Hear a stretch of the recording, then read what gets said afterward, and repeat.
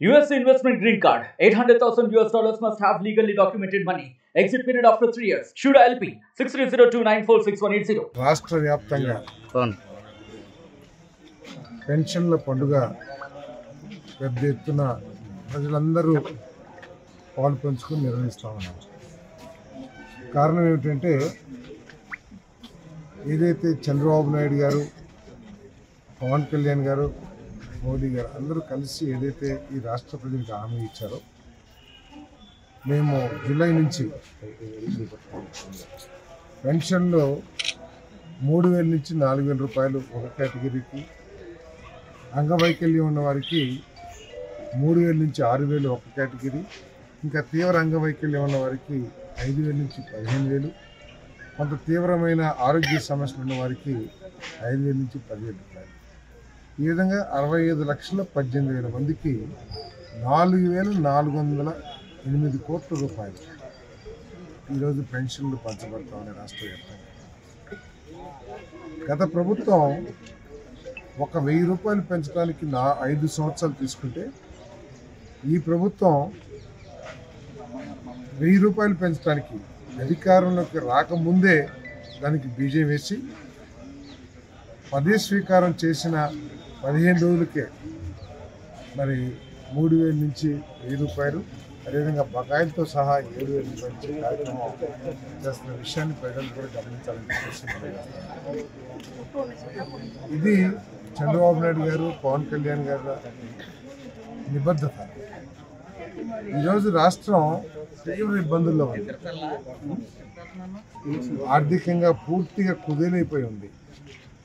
ఏది చేయాలన్నా కూడా అప్పు తీసుకురావాల్సిన పరిస్థితుల్లో ఈ రాష్ట్ర ఆర్థిక పరిస్థితులను దిగదార్చారు.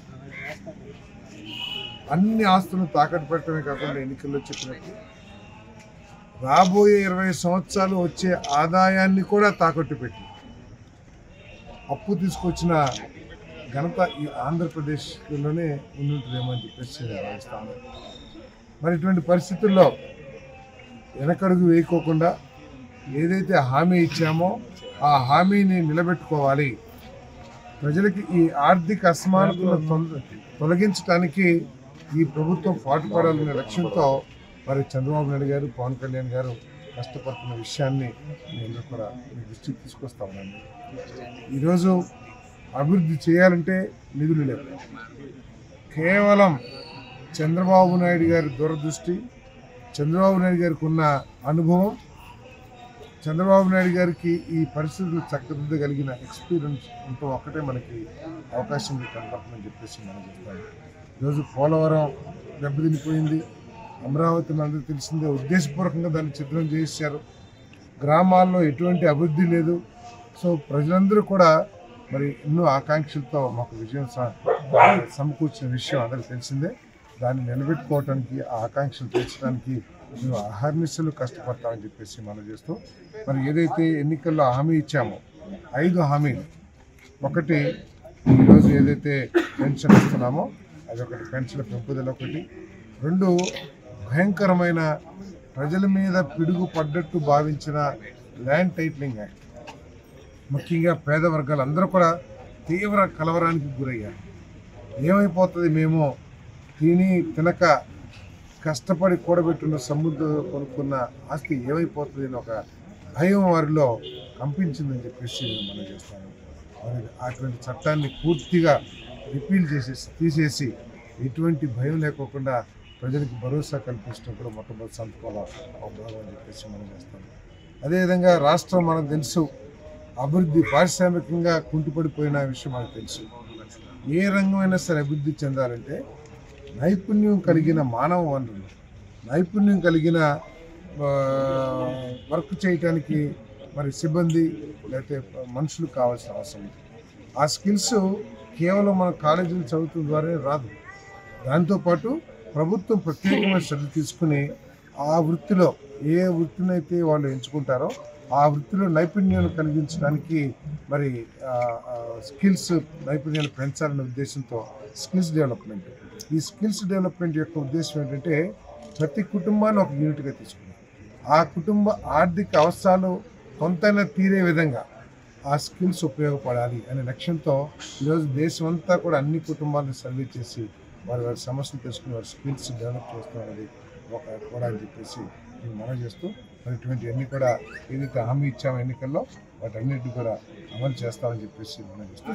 మన నియోజకవర్గానికి వస్తే ఎన్నికల్లో ఏదైతే నేను చెప్పానో దానికి కట్టుబడి ఉందని చెప్పేసి మనం చేస్తాం.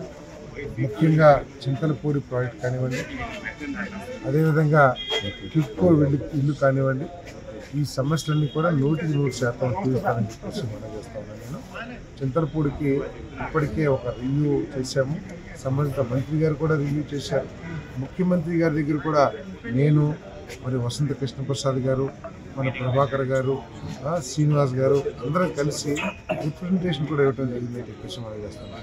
మరి ఎన్నికల్లో నాకు కొంత సమాచారం లోపం ఉన్నా కూడా ఏదో 300-400 కోట్లు ఖర్చు పెడితే ప్రాజెక్ట్ పూర్తయిద్దని చెప్పేసి ఆ రోజు నాకు కొంతమంది మిత్రులు ఇచ్చిన సమాచారం. కానీ ఈరోజు ఆ ప్రాజెక్టు పూర్తి కావడానికి దాదాపు 4,000 కోట్ల రూపాయలు అవసరం. అయినా కూడా వెనక్కి వెళ్ళే సమస్య లేదని కూడా మనం చేస్తున్నాం.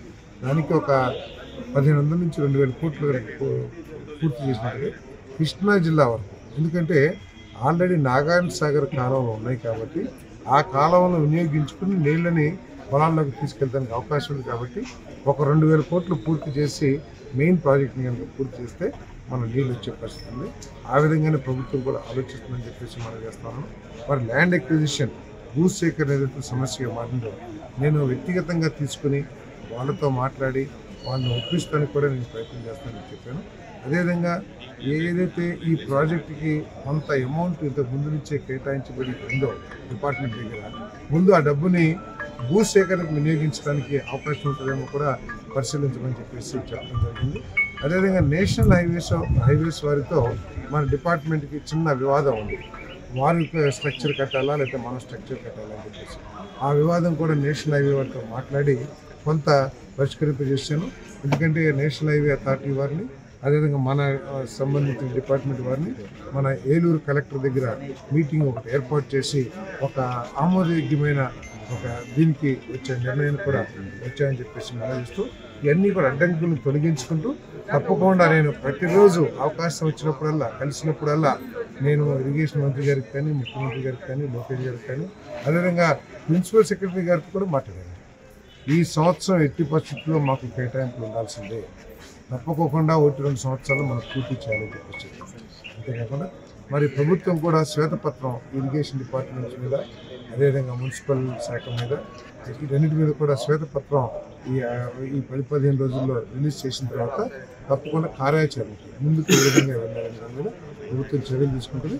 ఏదైతే నేను హామీ ఇచ్చానో ప్రతి ఊరిలో ఎన్నికల హామీలో మరి అది తప్పకుండా నిలబెట్టుకుంటానని చెప్పేసి కూడా ఈ సందర్భంగా తెలియజేస్తూ మరి నన్ను ఆశీర్వదించిన ప్రతి ఒక్కళ్ళ పాదాలకి నేను నమస్కరిస్తూ మరిన్ని వీడియోస్ కోసం ఛానల్ ని సబ్స్క్రైబ్ చేయండి, లేటెస్ట్ అప్డేట్స్ కోసం వాట్సాప్ ఛానల్ ని ఫాలో చేయండి అండ్ లింక్ డిస్క్రిప్షన్ లో ఉంది.